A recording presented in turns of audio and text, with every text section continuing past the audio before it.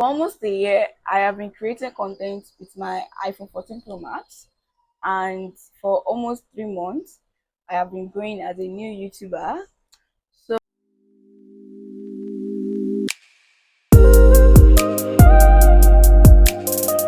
So right now, I am filming with my iPhone, and as you can see, this lady is beautiful as fuck. I'm so beautiful. Yeah, I know. So recently, I have been wanting a new device or a new phone. So I always bug my husband. I can't lie about it because he's right here. I can't lie about it. Baby, say hi to my followers. So, and this man is always saying what? What do you always say? About whenever I ask you for a new phone. Oh,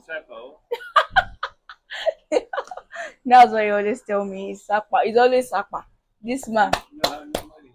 Yeah, it's always Sapa. Oh, so that one. And then he always tell me that he doesn't have money for a new device. But guess what, guys? My husband got me a new. Pass it to me, baby. DJI Pocket 3 camera. Yeah.